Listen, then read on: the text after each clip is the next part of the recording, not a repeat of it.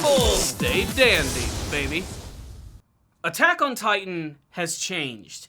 It's no longer the same beast that it was before. It's evolved. It's broken free from the status quo of what Attack on Titan was all originally about, which was a bunch of wayward humans at the end of their ropes as they fought for the sake of humanity against giant monsters. Now it seems like they're fighting for their very humanity itself, the very soul of what it means to be a human being. And that's no more evident than in the last batch of episodes of Attack on Titan. Episodes that I have been very behind on. There's no getting around it. I've missed a number of big episodes over the course of the last couple of weeks. The last one that I formally reviewed was the big major death of Sasha Browse. And that was a big freaking moment. Like, that's got to be one of the most major character deaths of the series. And after that, that's when things decide to take another break again as we go into some backstory, going back into the past and seeing how things are going to be affected in the future. I mean,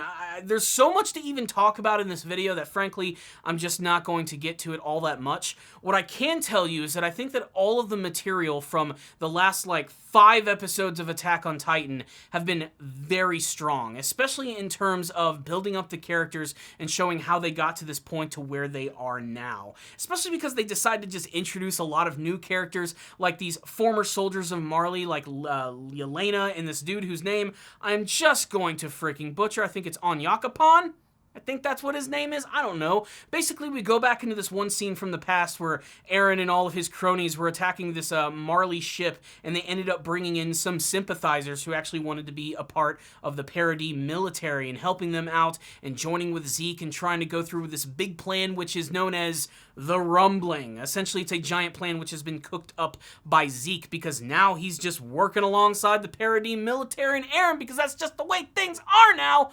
It's really freaking weird. And that's just like one episode all by itself. We get another big drop about the fact that there's this other nation where apparently this is where Mikasa's ancestors are apparently from, and she's apparently a part of some royal family, but because she's so incredibly dedicated to Eren and his cause, she ain't going anywhere. That's just not what's going to happen. However, there is a little bit of discord amongst the various groups within Eren and the Paradis military. There's a lot of people who are more on Eren's side than there are of just the regular military side. And this is where we start to get to see this big split, especially in the latest episode of the series.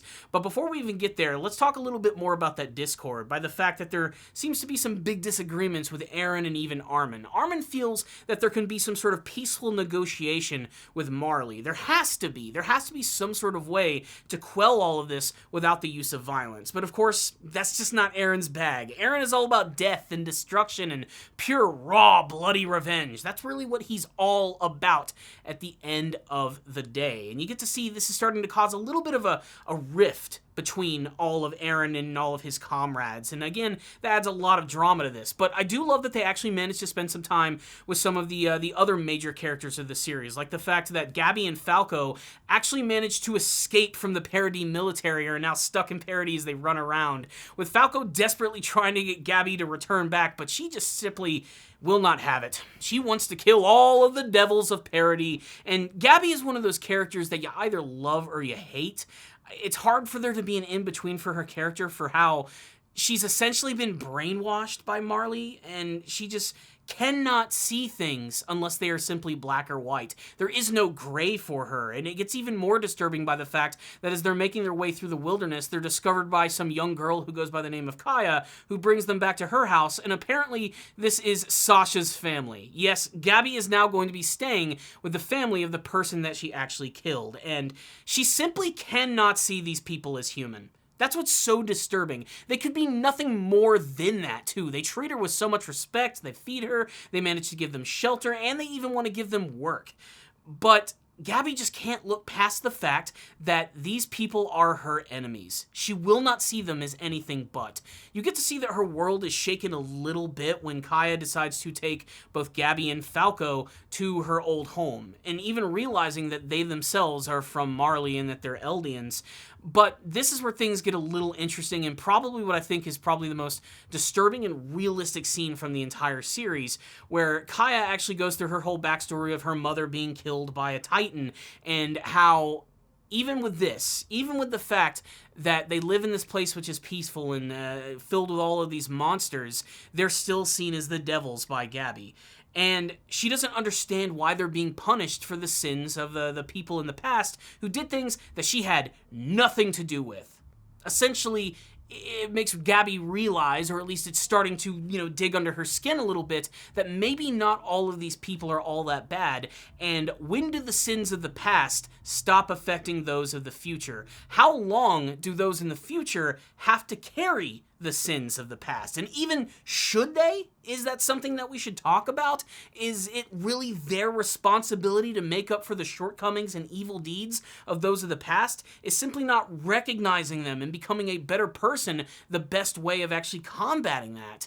It's something that is so disturbingly relevant about our world today that it manages to be, I think, one of the hardest hitting scenes of the entire series. I mean, realistically, a lot of the people on Eldia simply just wanted to live in peace, even though most everyone believes that their race is simply just evil because of things that happened in the past. It doesn't matter how peaceful they are or what they do, no matter what, they're simply destined to become the devils.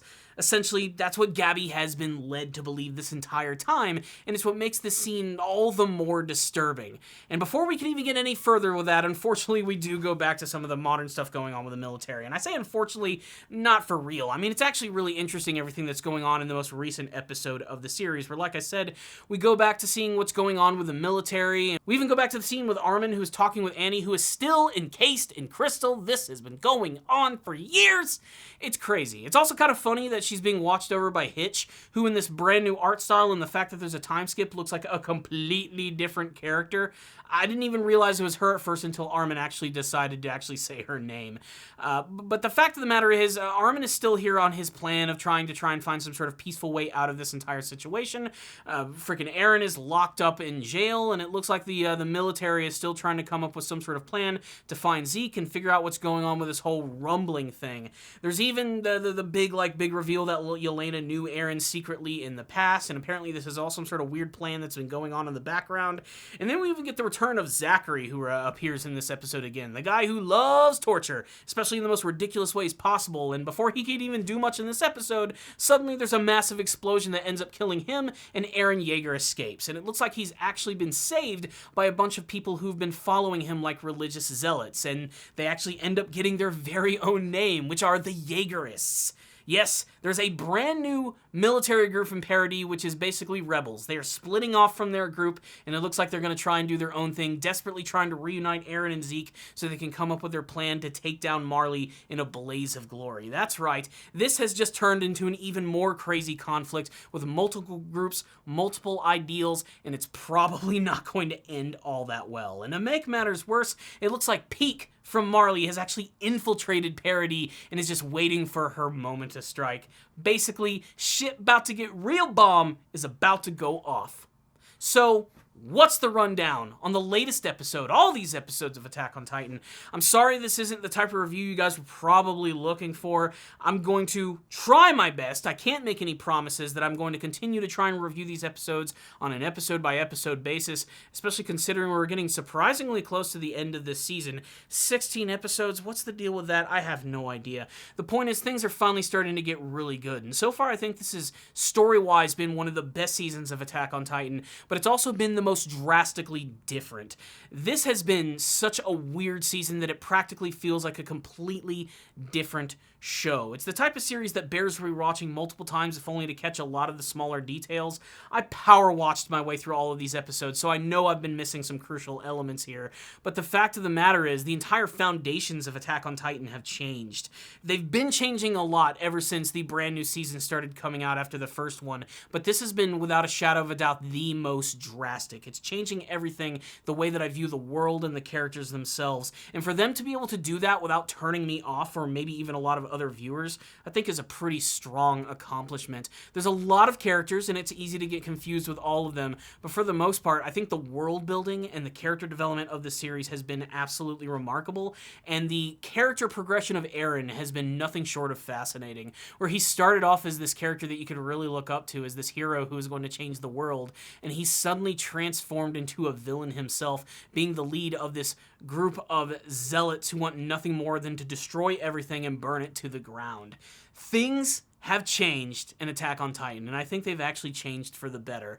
Whether they can keep this up and it can continue to be as exciting and intriguing remains to be seen, but I think this batch of episodes were all pretty damned good. Again, if you're in it for the storytelling, I think it's going to be really exciting. If you're in it for that nail-biting, ridiculous action that the series is known for, you might get a little disappointed. But being that I am just as much a fan of the actual story as the actual action itself, I really loved all of the developments here, so I'm going to give all of these episodes a solid 4 out of 5. I thought they were really strong material for the series, and I'm just waiting for that next big explosive moment from the series, and the fact that Peak has infiltrated Parody Island, I think things are really about to get nuts. So yeah, that's my thoughts on these episodes, guys, but I'd love to hear all of yours. You can sound off in the comment section below. Make sure to tell me your thoughts on these episodes and the future of the series. And if you like this video, maybe consider giving a thumbs up and subscribing to the channel. I'd really appreciate it. I'd also like to take this time to thank all of my patrons. You guys are really freaking awesome. The Titans of Ace Guru. Remember, first-time donators, I'll review an anime series of your choice, as well as adding your name to this list of super awesome people, the Titan producers of Ace Guru. So thank you guys so much for watching this review. I'll see you all next time, and as always, stay down there, baby.